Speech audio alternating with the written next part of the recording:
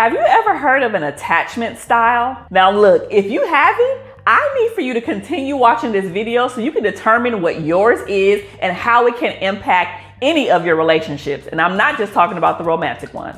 Hey everybody, welcome back to my channel. It's your girl Keandra Jackson here, licensed marriage and family therapist. And today we are going to be talking about attachment styles. Now this is one of my favorite things to talk about in regards to relationships because a lot of people have never really heard of attachment styles, and it really helps you to shed light on who you are, what your style is, and how that impacts every single person that you interact with on the face of this earth. So as we are going through all of these, I want you to comment below, what is your attachment style? Don't be scared because I'm gonna reveal mine to y'all and I don't want y'all to judge me. I have intentionally made this video extremely simple. Now you'll see other videos, you'll see other therapists, you'll see other books and breakdowns of different types of attachment styles, but I'm just gonna break down to y'all 3 of them, right? There's a 4th one that other people talk about. It just really gets confusing. So I'm gonna break it down to y'all in the most simplest way possible without all of the psychology, therapy jargon that most other therapists will probably use. So one of the books that you can tap into if you're looking to learn more about attachment styles is a book called Attached. I believe the author's name is pronounced Amir, Levine. And so that is definitely a book that I have read multiple times that I would highly recommend to my clients. And if you want to go deeper into these topics, tap into that. Now, let's start with the first attachment style. And I'm going to start here because this is me. Oh, I know I'm a therapist and I got this attachment style. Don't judge me. I'm still working through it in therapy, in my own therapy sessions. The first attachment style is the anxious attachment style. Now, this attachment style is primarily women. Keep it 100 with y'all. Women typically have this attachment style, and it is basically a style where you have a history, potentially a history of turbulent or tumultuous relationships because of the upsy-down, topsy-turvy, wishy-washiness of your attachment style. So if you are anxious and you have an anxious attachment style, you tend to worry more, you tend to be more stressed in your relationship, you consistently need validation and reassurance in your relationship that things are going well, that your partner still wants you, that they still love you, that they still care about you. All of these things are what an anxious attachment style encompasses. To break it down into regular terms, you're more needy, you're more possessive, you're more jealous, overly sensitive. That's you, boo. Well, I guess that's me. And full disclosure, I typically have or tend to have this anxious attachment style. And most of us, as a random side note and disclaimer while I'm here, most of us have the attachment style that we have because it's rooted and grounded in our childhood. So as you have previously watched in some of my other videos when we talked about childhood and childhood traumas and all of those things, this stems from our caregivers, from our parents.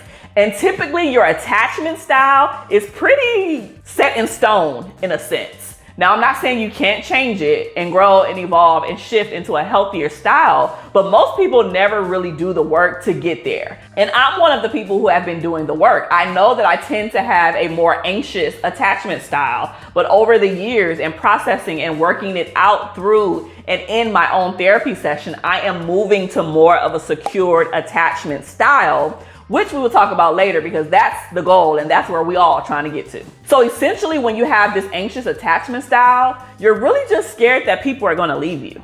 That's really what the root cause of this is. And if you think back to your own childhood, especially if I think back to my childhood, there were so many instances where my life was so up and down with divorce and my sister having a kid at a young age and separation and money shifts and changes. I was just like, I don't know what is happening. I don't know when my daddy was coming and when he was going. Like, I just did not know. And I was like, probably 10-ish when all of this was going on. And so that same energy, that same style carried me through my relationships, right? And so as I started to date in my teens and my 20s, you know, I had that same energy of like, wow, I'm so scared that this person is going to leave me. I need constant validation and reassurance that this is going to work, that this is going to, you know, grow and evolve and change, and you're going to continuously want me. And when I didn't get that, I would be freaking out. And this is an extreme case, and I've never really done this part, but I know a lot of women can relate to this. This is when you text him and he don't text you back like almost immediately. And now you're in a downward spiral. You're like, oh my God, see, I knew he was cheating on me. See, I knew he never loved me. Like, we just do the most and we just spiral out of control all the way down. That's the anxious attachment style. The second attachment style that I want to talk to you guys about is the avoidant attachment style. Now, just like I got on the women, I need to get on y'all men. This is typically what men experience. They are extremely self-sufficient. This is when they have commitment issues. This is when they like, I love you, I like you, I want to be with you, but I'm still keeping you at arm's length because I just really don't know. Like, I need my space, but I really want to be with you. And it's like this in and out, this whole dance. And it's like, bruh, do you want this or not? But essentially what they're doing is they're prioritizing their autonomy in the relationship, right? No matter if they're in a committed relationship, they still want their distance. They still want, you know, space and time apart. And what they're really doing is basically protecting their heart. They're also fearful that if they are vulnerable, if they open themselves up, if they give a good chunk of who they are to somebody, they will get hurt, right? So essentially they're just a little wounded little boy on the inside of them that hasn't healed and grown up yet. And you know, you'll hear them saying like, I need room, I need space, you know, it's not you, it's me. And they tend to prioritize things like travel and fun and hanging out with their homeboys and other things over their relationship. It's essentially because they're avoiding, which is why the attachment style is called avoidant. Now, the third one, and the one that we are all striving towards, is a secured attachment style. Now, statistics have shown there it isn't a huge chunk of the population who are in or have a secured attachment style. Because most of us grew up in some type of foolery, some type of trauma, some type of issues that prevented us from actually having a secured attachment with our caregivers or with our parents or with whoever raised us. And so when we think about a secure attachment style, this is somebody who is secure. That means they're not tripping on you leaving them. That means they are perfectly fine with being vulnerable, that they can convey their own feelings and thoughts and emotions appropriately, that they're not fearful of any backlash. They're not about to be texting you all day and going down that downward spiral of, oh my God, he probably cheating because he didn't respond back in 3 seconds of me texting him. They like, boo-boo, I got my own life over here. I'm doing me as a whole entire healthy being, and you have your own life and you're doing you as a whole entire, hopefully healthy being as well. They're just really confident. They stick to their boundaries. They're not afraid that people are going to leave them. And the really cool part about them is that they know when they need support and they have a high emotional intelligence. Essentially, they just cool as a cucumber. Meaning if they're in a relationship, if they single, whatever, they are just content with who they are. Now, most times, like I mentioned before, most of us are not securely attached.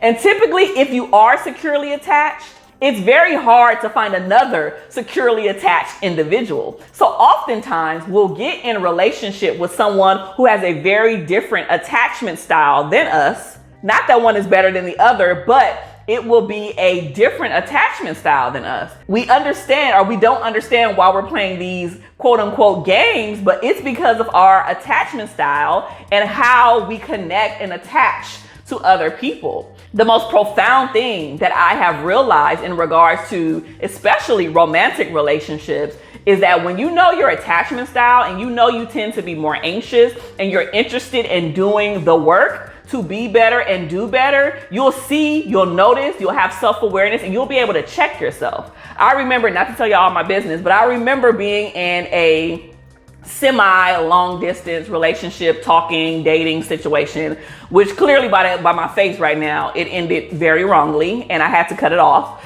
But I noticed that there were elements of that anxious attachment bubbling up a lot of the time. It was partially because we were, doing long distance, but at some point when he wasn't doing what he needed to do because he was very avoidant, okay, I'm anxious, he avoided, it just wasn't meshing. And so when I noticed that I was becoming more needy and more possessive and, all of those things, I had to step back and check myself and talk to my therapist like, okay, cool. So I'm noticing that those issues are starting to bubble up again for me. And so I need to change my pattern of behavior so this will not continuously happen to me over and over again, not just in this little semi quote unquote relationship, but just people in general. And so I started to shift and change how I interacted with that person over weeks and months. And so my therapist was even like, okay, Keandra, like I see you are moving towards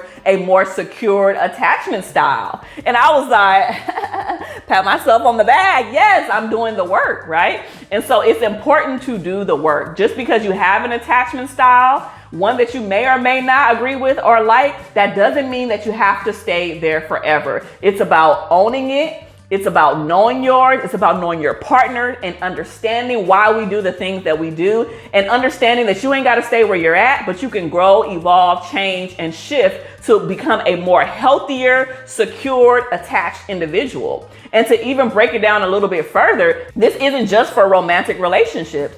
Think about the way that you would interact with your parent. Are you more anxious, more needy, more possessive? Think about how you are with your job. You tend to be more avoidant, like, I don't care what y'all do over there, stay away. Think about how you interact. You will literally see a pattern and a theme running through your whole entire life because your attachment style typically governs how you interact with others, period. So if you found anything in this video useful, I need for you to go ahead, subscribe, smash that like button, and get notified of my weekly videos. And until next time, see you later.